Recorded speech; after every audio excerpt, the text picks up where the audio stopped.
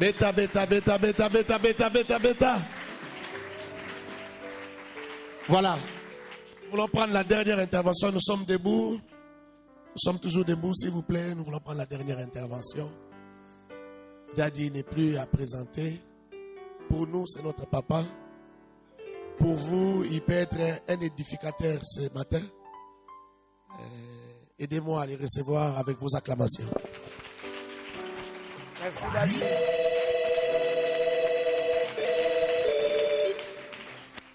Merci à Céon, s'il vous plaît.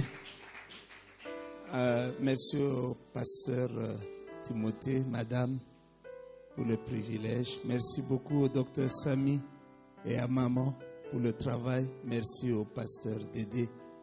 La question du pasteur Dédé a suscité aussi un intérêt dans mon esprit. Si l'Église peut-elle être vue comme une entreprise? À cause de mon arrière-plan, en République démocratique du Congo, l'Église est une ASBL. C'est le terme de la loi. Une association sans but lucratif. Donc, du point de vue de la loi, l'Église n'est pas une entreprise. Ça, c'est le point numéro 1. Parce que Dédé l'a dit très bien, l'entreprise poursuit le profit, le lucre. Mais l'Église n'est pas constituée pour cela. L'Église est constituée pour d'autres buts. Maintenant, écoutez la réponse entière. La bonne question, ce n'est pas celle de savoir si l'Église peut être vue comme une entreprise. Ça, ce n'est pas une bonne question. Parce qu'il faut toujours vous souvenir, la capacité de poser des bonnes questions vous permet d'avancer dans la vie. Mais si vous vous posez de mauvaises questions, et c'est là où nous avons des problèmes. Alors la bonne question serait, l'Église peut-elle, l'Église, il y a plusieurs bonnes questions ici. L'Église peut-elle posséder des entreprises ou des activités propres, des activités commerciales génératrices de fonds propres? Ça, c'est une bonne question. Et à cette question, je n'ai pas besoin de répondre. Parce que je ne suis pas la première église qui existe. Il y a déjà des gens qui ont constitué, n'est-ce pas? Je ne suis pas Adam en termes d'église. Il faut prendre le cas de l'église catholique. Yamukolo, maison mère. Touta kuna bisu tu atoyaki bamusu babilenga mwinda bamusu ya molili bisu tu tozaki kuna. Bandeko yaya bazawa bakoma ba pasteur. Kobosa naka originité. La loi de la source. Batouana ba comprena makambo yo bien avant nous tous.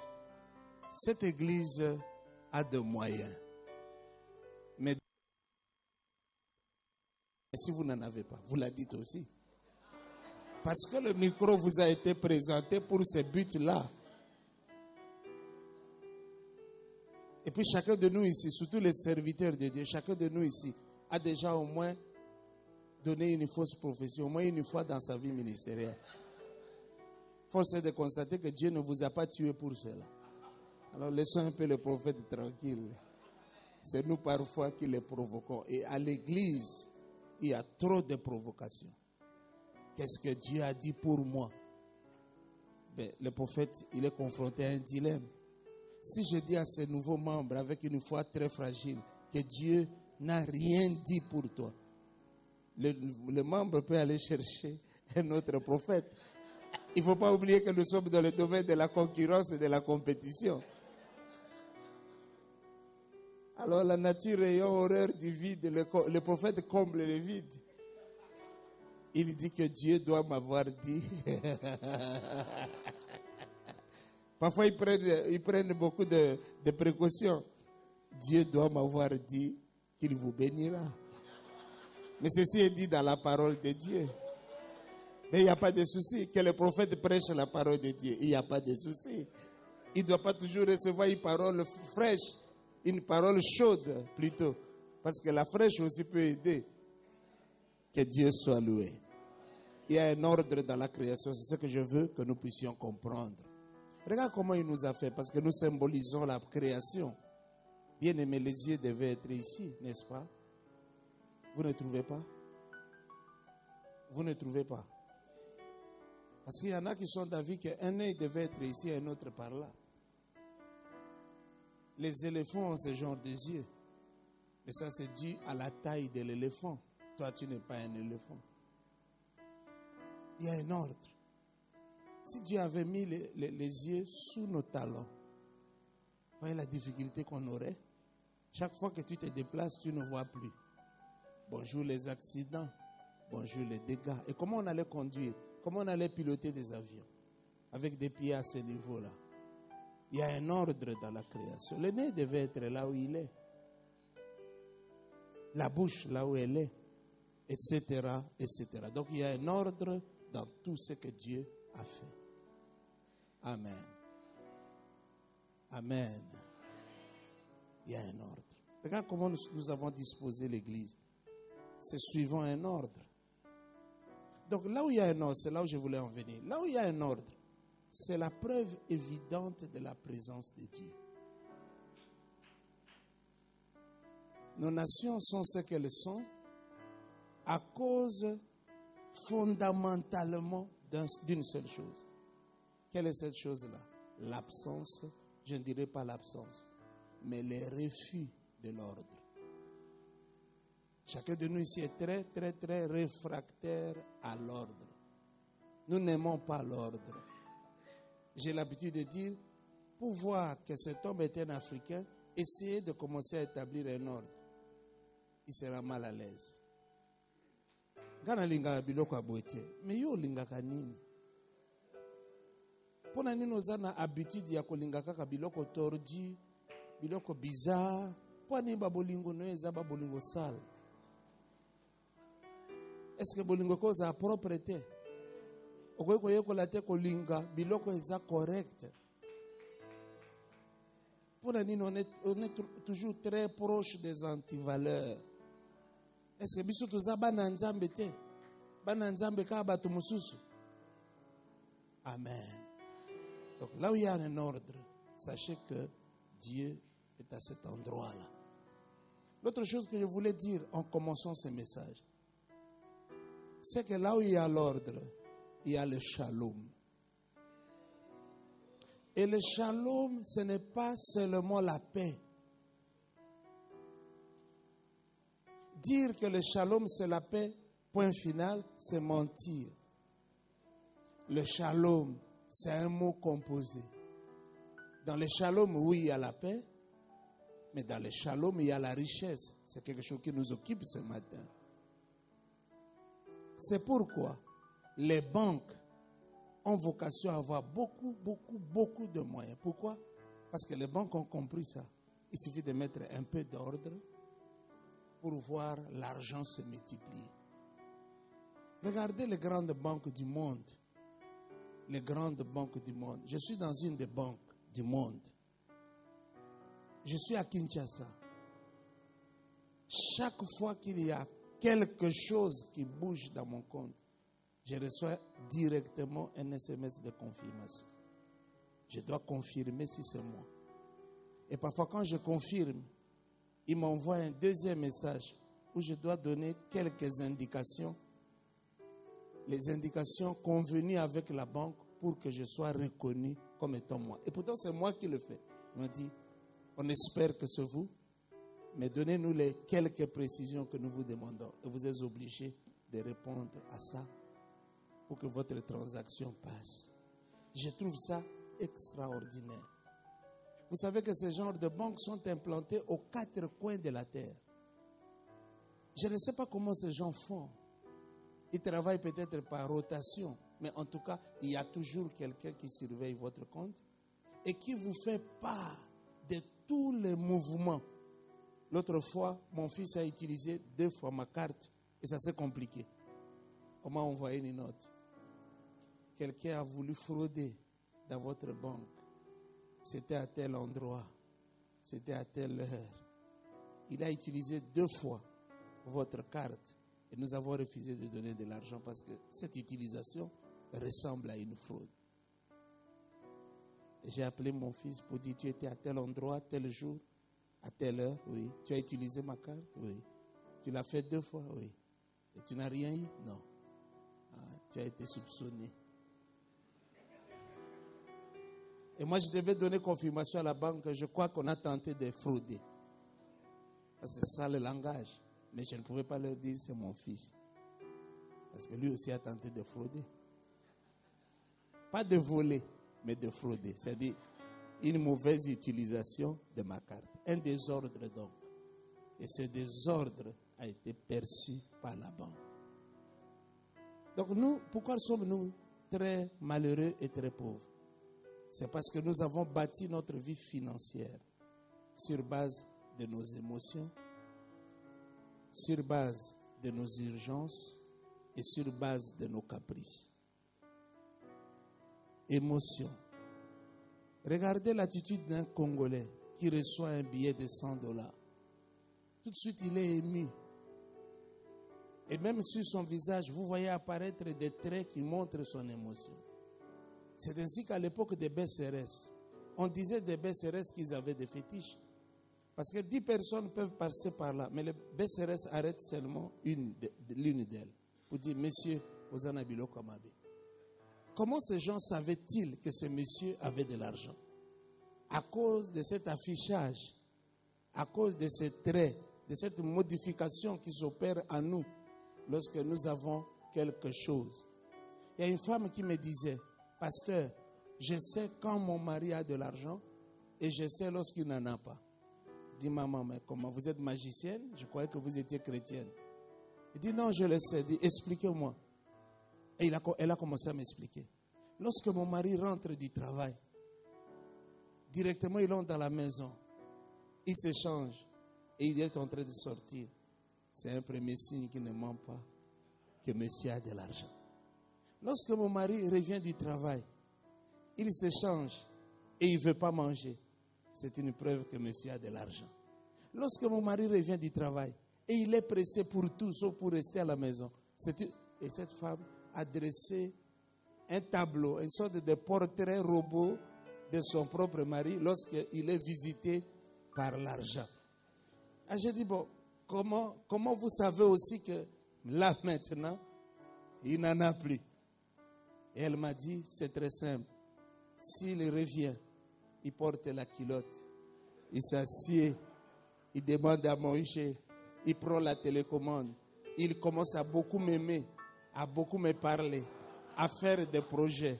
Sachez qu'à ce jour-là, il n'a absolument rien. Et je lui maman, c'est vrai. Et je lui ai dit, est-ce que c'est vrai comme ça à tout moment? Il dit, c'est parce que vous ne le connaissez pas, mais c'est vrai comme ça à tout moment. C'est pourquoi hier je disais quelque chose. Il faut que nous puissions définir ce qu'on peut appeler la relation de l'Africain en général, du Congolais en particulier, face à l'argent. Parce que le Congolais qui a quelque chose n'est pas le même Congolais que quand il n'avait rien. Et ceci vaut pour les pasteurs.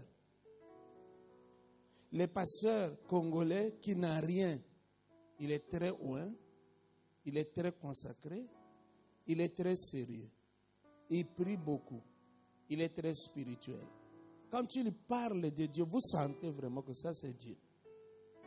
On dirait que nous sommes faits pour mieux servir dans la pauvreté. D'où ma phrase, celle que j'aime beaucoup ce jour-ci, c'est la sanctification par la misère. Beaucoup de serviteurs de Dieu ne sont pas saints parce qu'ils craignent Dieu, mais ils le sont parce que la misère les y oblige. C'est la sanctification par la misère. Tant qu'il n'a rien, il est très poli, il est très oint, il est très consacré, il est tous les traits possibles. Mais la même personne, le jour où il aura un peu de moyens, vous ne la reconnaîtrez plus. On dirait que nous ne sommes pas préparés à servir Dieu avec le moyen. Avec beaucoup de moyens. Nous ne sommes pas préparés. L'autre jour, j'étais chez David Oyedepo avec mon épouse. J'avais déjà presque tout lu sur lui. Et quand je l'ai rencontré, c'était un grand choc pour moi. Mais c'était vraiment un grand choc pour moi. Comment on peut être véritablement David Oyedepo et être cet homme-là que j'avais rencontré?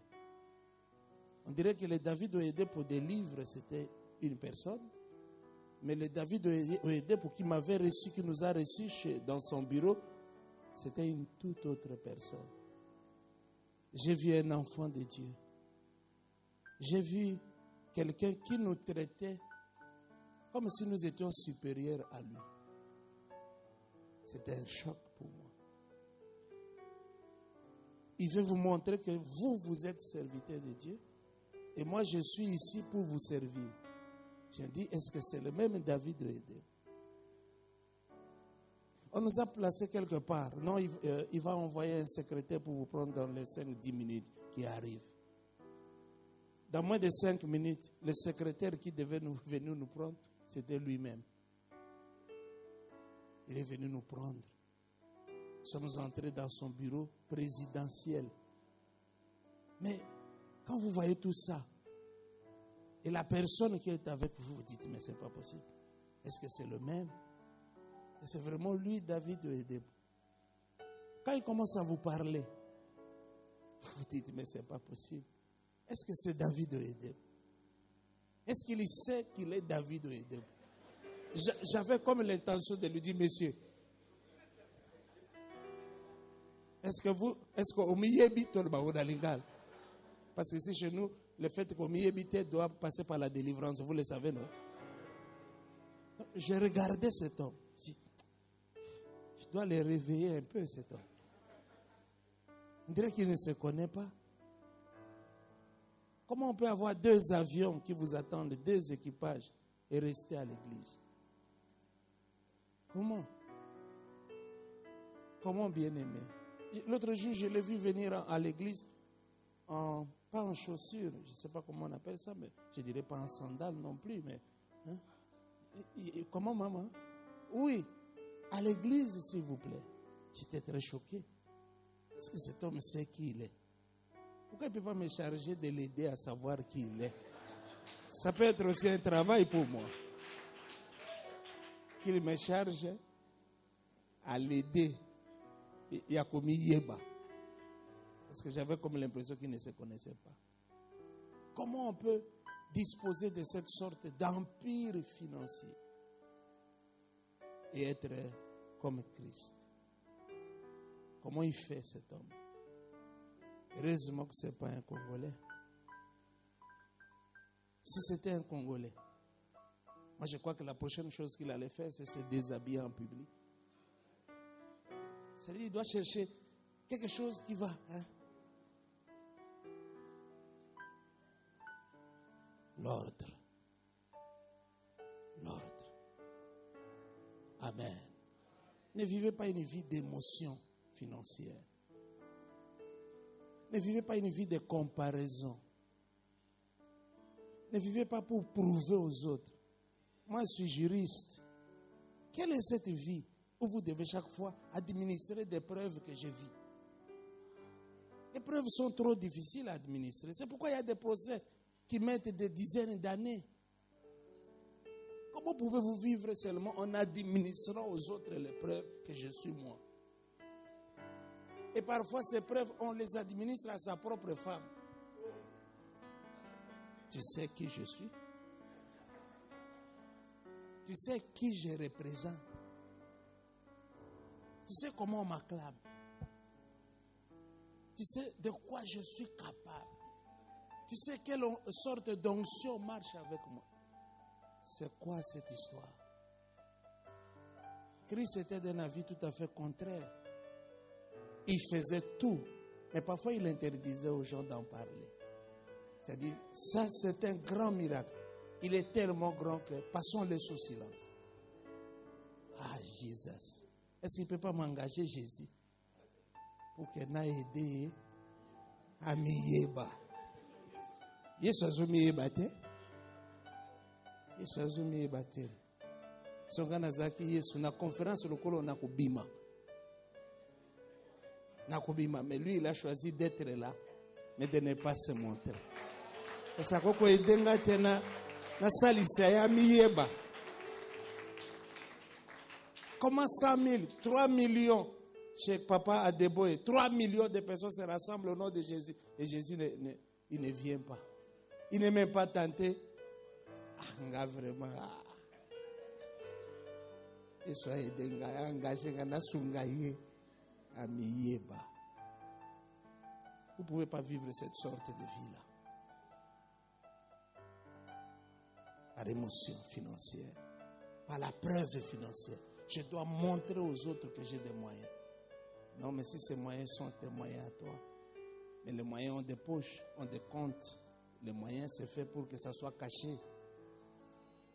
Donc, on le disait, ce n'est pas un chrétien, mais c'est l'un des premiers grands riches que nous avons eu dans le pays.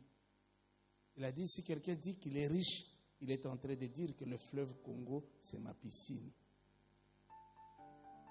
Si donc le fleuve Congo ne peut pas être votre piscine, vous n'êtes pas encore riche. Et venant de Dokolo, ça doit nous aider.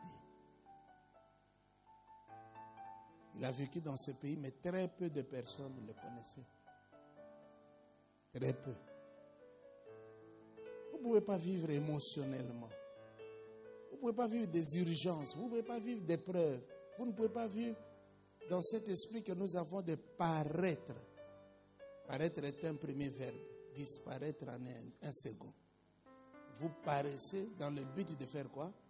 De disparaître. Comment devons-nous vivre? Par l'ordre. Et je vais rapidement vous parler de l'ordre. Voici le premier point. Qu'est-ce que vous avez réellement? Je vous disais hier, pour qu'un païen soit converti, il faut qu'il réalise qu'il est un pécheur.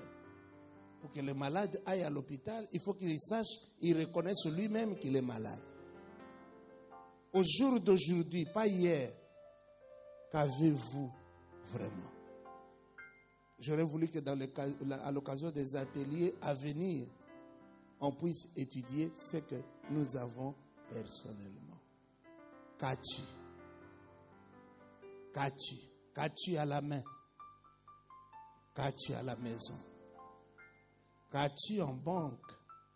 Qu'as-tu? C'est ça la question.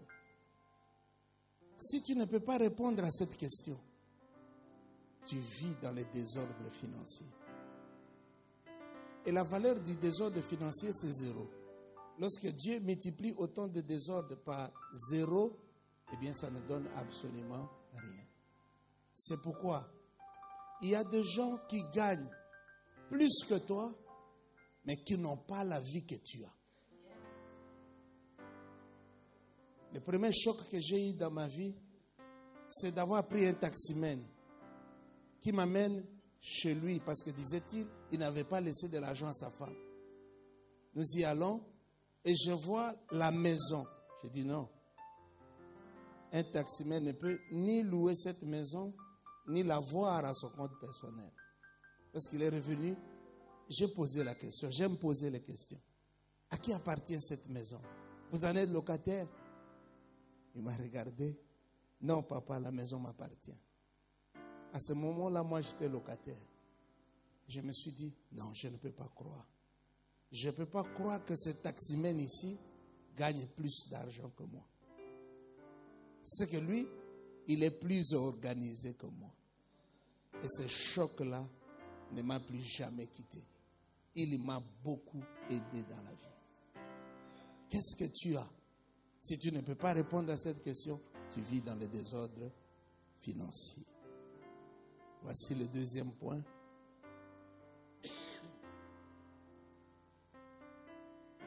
Ce que tu as, qu'est-ce que tu en fais?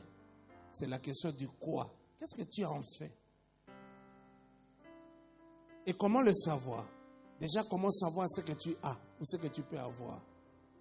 Ma réponse est très simple. Il faut avoir un cahier qui répertorie toutes les entrées de votre vie.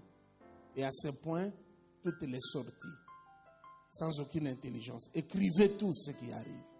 Et écrivez tout ce que vous dépensez. Ça, c'est le point numéro 1. C'est le remède. Écrivez.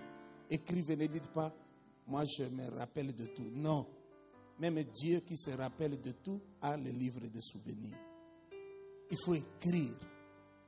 Il faut tout écrire. Toutes les entrées, toutes les sorties. Ça va vous donner l'idée de là où vous êtes. En 1996, je suis allé pour la première fois aux États-Unis. J'y ai rencontré des serviteurs de Dieu. Et j'ai trouvé, pour ceux que j'avais rencontrés, qu'ils avaient beaucoup de moyens. Je me rappelle de ma prière aux États-Unis. Oh Dieu, tu m'as amené dans ce pays pour que je sache qui je suis. Maintenant, je le sais. Voilà des hommes de Dieu qui sont bénis. Et moi, je suis un homme de Dieu maudit. Parce que je savais que je n'avais même pas 1/1000 de ce qu'eux, ils avaient. Et je me suis renseigné pour savoir ce que gagnait un serviteur de Dieu américain moyen. J'avais le chiffre. Je suis rentré avec ces chiffres et avec ma prière. Je savais maintenant que Dieu avait béni ces gens et qu'il nous avait maudits. Et lorsque je suis arrivé dans ce pays ici, quelques 2-3 ans plus tard, une fois j'ai pris un de mes cahiers pour voir ce que Dieu m'avait donné cette année-là. J'étais très choqué parce que je ne le savais pas. Que Dieu m'avait déjà fait arriver au niveau d'un pasteur américain moyen. Mais je ne le savais pas. C'est quand j'ai consulté mon cahier que je me suis rendu compte qu'il y a longtemps que Dieu m'avait béni, mais moi je ne le savais pas. Pourquoi? Parce que je n'écrivais rien. Si vous n'écrivez pas, vous ne saurez pas qu'il y a longtemps que Dieu vous avait déjà béni. Et c'est un désordre. Le fait de ne pas écrire, c'est un grand désordre.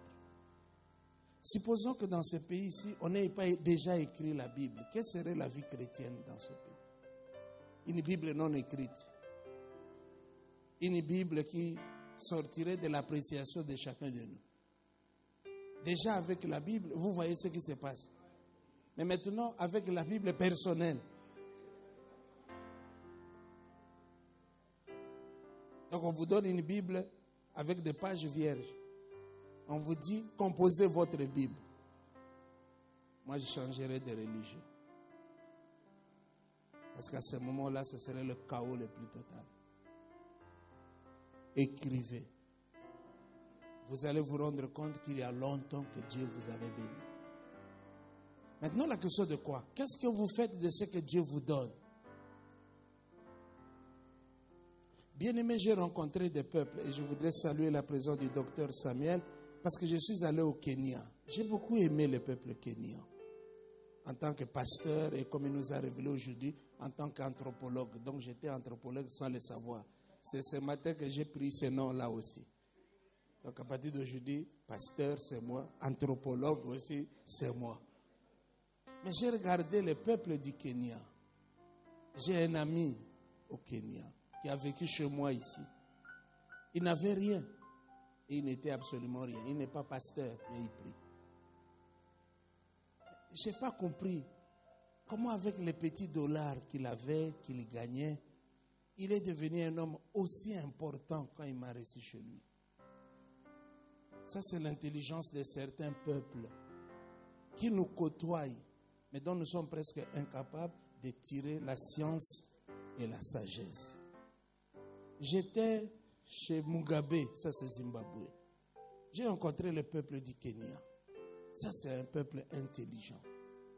Aujourd'hui il a $1, demain il va en avoir 100. Après demain 1000.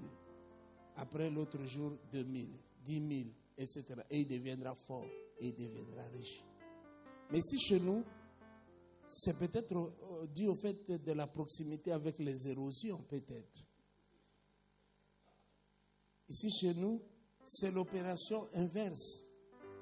Celui qui a 1 million aujourd'hui, je l'avais dit hier, dans les temps qui viennent, vous le trouverez sur la route.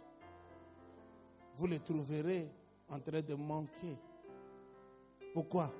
Parce que nous ne savons pas ce qu'il faut faire avec ce qu'il y a dans la main. Nous sommes serviteurs de Dieu. Tous sont convaincus qu'un miracle va arriver dans notre vie. Et au terme de ce miracle, 10 millions de dollars vous seront donnés. Messieurs, on ne peut pas donner 10 millions de dollars. Ça ne se donne pas. Ça ne se donne pas. Ça ne se donne pas. Et même si vous entrez dans les loges mystiques, on ne vous donnera pas 10 millions de dollars. Ça ne se donne pas. Et comme nous l'avions dit hier, 1 million ou 10 millions, c'est 1 million. Commençons par 1 million. 1 million, c'est $1 que vous avez reçu combien de fois? 1 million de fois. En sorte que si vous êtes incapable de respecter le premier dollar qui entre dans votre vie, vous serez incapable de respecter tous les dollars qui entreront dans votre vie. Moi, je n'aime pas que quelqu'un vienne me voir et me dise, pasteur, est-ce que vous avez moi $20 moi? C'est-à-dire, à respecter $20 et pourtant, il y a un angote. Raison de plus pour respecter un homme à casse. Ce que lobby boy n'a pas ça. Biso se doit se kaka bolimbi c'est pas nzambe. Nzambe pe aboya kana ko limbi sate. Pourquoi n'a pas ça? Parce que nano yebi ko respecter les petites choses. Celui qui est fidèle dans les petites choses, Dieu le rendra fidèle dans les grandes choses. L'homme semble toujours s'intéresser aux grandes choses. Mais je préfère vous le dire, toutes les grandes choses que vous voyez sont nées petites. Parce que tout ce qui naît simplement grand, c'est un monstre. Même la baleine naît petite, mais elle finit par devenir une très grande baleine. Chacun de nous a été conçu comme un simple point invisible à l'œil nu. Mais avec le temps, voilà ce que nous sommes en train de devenir. Des grands messieurs et des grands hommes, des grandes dames. Ne méprisez pas les petites choses. Le microbe du sida qui nous tue, c'est un tout petit microbe qui ne se voit pas à l'œil nu. Mais c'est ça ce qui fait des ravages. Quand c'est petit, et le pasteur Dédé l'a dit, il a utilisé, je crois, une formule qui m'a beaucoup, que j'ai beaucoup aimé. Il faut faire très attention aux petites choses. Ce sont les petites choses qui vont vous construire, mais attention, c'est aussi des petites choses qui vont vous détruire. Il nous a dit qu'une petite pierre a tué Goliath, mais un petit P a tué David. Et ça, c'était extraordinaire. Dieu ne vous juge pas en fonction des grandes choses, mais Dieu vous juge fidèle surtout en cette matière pour les petites choses, les petites sommes, les petits montants. Ces petites choses-là mises ensemble finissent par devenir très grandes. Une rivière, c'est quoi? Une rivière, c'est quelques gouttes d'eau qui se forment. Quand ces gouttes se mettent ensemble, elles coulent comme une rosée. Quand les rosées se mettent ensemble, finalement, elles commencent à couler. Et petit à petit, les gouttes, les rosées deviennent une rivière. Il ne faut pas mépriser les faibles commencements. Et les faibles commencements, ce sont des petites sommes.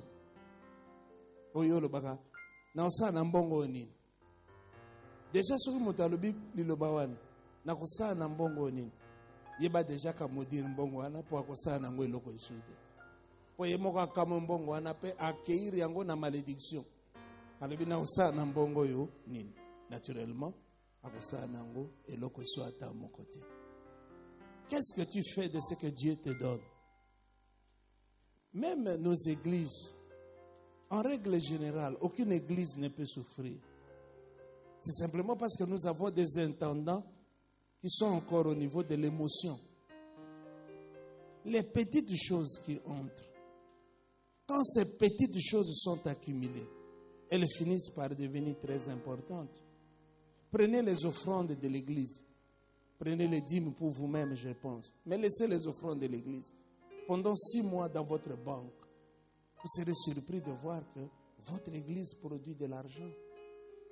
Mais c'est parce que vous, chaque fois qu'il y a culte, vous vous asseyez dans le bureau et vous attendez la situation financière. Et lorsqu'elle arrive, soit que vous l'emportez, soit que vous dites à votre financier de vous la faire suivre pour des usages prophétiques.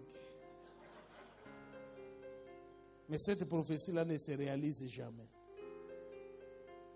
Pourquoi $50 dans votre poche ne trouve-t-il jamais la paix? Je suis chargé par un billet de $50 de vous interpeller pour lui. $50, $50 c'est tongio. Et yebisinga na tongo yebisa bango. Singa suku na koti ba poche musu nasaka na kimia te. Parce que à peine na koti à peine ba bominga. Alors on a décidé que na kende ke susu vate et pas na bato wana. Ba $50 c'est tongio. Comme maltraiter mbongo eza mabete, c'est ton droit. Mais mokolo mbongo ekozongisa. Na ko maltraiter yo. De mokolo wana ekoza problème. Nous pouvons tous réussir. Vous savez, Dédé vient de nous démontrer des petits calculs ici. Ce genre de calcul existe, mais ce qui nous manque, c'est la discipline. Parce que nous avons un souci, nous avons un lobby. Nous avons un belé lobby. Mais comment on a un grand pasteur? Il y a un témoignage. Il y a un témoignage. Il y a ngapi funa pesa ya témoignage nanga zaki na besoin ya ba témoignage nanga me ba passer quoi ba ba ele trop ya bandi ko pesa nga ba témoignage na aibi singai nga mama boasi apesa nga 15000 mama boasi apesa nga 20000 moto ba pesa nga 50 moto muso apesa nga 70000 moto ba apesa ba témoignage dollar nga nazoyoka nazoka mwa makasi. Ici. Alors, pasteur Jean-Baptiste, je peux partager une expérience. Il y a au moins assez à préparer, mais il y a à préparer. Ok, c'est ok. Nakoki komeka. Mais au bandela yango, ba montagne so wana yo zwa wana. Banda 15, banda 20, banda 50. Banda 70, banda 100, 200. Motomusa sapesi eboy 150. Ewe belo kasena nango. On le battait. Alors ngabi ba moto wana nyoso tangi. Ngano nazwa ngomba la moko te. Abi a passer le ba vérité. Ngabi vérité yango wana. Ngainde nzamba ebinga tellement bien. Yatindela ngaka maba mike to benga ngo pe ba mike te biloko ngo to benga oni nazimo ba mike moko mais nzamba ebike $50 na maboko ya pasteur Jean-Baptiste ça peut-être na valeur pour les $5000 na maboko ya moto mususu. C'est ça ce qui me sauve. Yeso katalinga ayebisaka mokili mobima moto na biso moto na mbongo za pasteur Jean-Baptiste. Par exemple, bamikolo nyonso dimanche nyonso tu azongela kelamba lisuka. Soka lati boye nyonso ya sika. Mengana zaka na kele costume. Keke sapato. Po nzamba sa tenga ke surtout mwana mobali. Soko zana sapato ebele. Eso ko bima vewa otiba sapato nyoso wana obimina yango po bato bayebaka ke bayebaka moi passage Jean-Baptiste azaka na 20 pères omona ndeka zotindika ko ayekiliti ba père na eliboso bana basi bakosala bongo mais même là aussi il faut tout réfléchir. Moi c'est en principe il faut na combien de pères ya sapato mutuna wana natini yango pana mama Merci maman. O pamboli biso na réponse wana. Po bana basi ba convaincre biso il faut naza na ba sapato ebele. Mais maman le bien azate. Bongo za mama c'était ozali. Mais ezali kamba sapato te. Moto nyonso alata kaka pere ya sapato moko. Nakotaki na ndako ya moninga na nga moko. Nakuti 60 paires de chaussures. Natanga kite. Mais on a mis sur nanga na monaki, il faisait la bas 60. Costume kolobate. Chemise à machette kolobate. Webi na culture na biso bakota na chambre ya motete, mais ya kotisa kinga. Nzoka zai koluka commentaire na ngai. Tanga tuninga commentaire ngabi oh. Non na sepeli. Oh chambre ya solo na babiloko na. Alors il me connaît tellement bien quand le pasteur Jean-Baptiste et la lingeza ko méditer. Et donc la lingeza na yo ka commentaire na yo. Ngabi olingi vraiment commentaire nanga otombuka te. Pour au Congo, il faut qu'on négocie avec biloko wana va. Otombuka te. Tu continues ka kozaba mi n'esprit a bien a bien OK. Commentaire nanga ngo. Biso noto ke na matonge, biso noto ke na ka ville, tokotaka ba boutique. Osomoni boutique même na 60 paires. Ba boutique ya matonge ezaka ba 10 paires, ba 7 paires, des boutiques ya ngwa. Osomoni ota de costume bo na boutique. Omona na note OK ko somba sapato, ozu lokolo moko na boutique mabi. Lokolo musu ba lakse, nzoka ake ko débrouiller yango na boutique mususu. Donc ba ça la coopération d'épargne et de crédit. Mais narabi oyeza pona ngai commentaire na ngango oyeza chambre te oyeza musée parce que ngai en tant qu'enseignant ya finance na sina étudier ba sapato nyonso sapato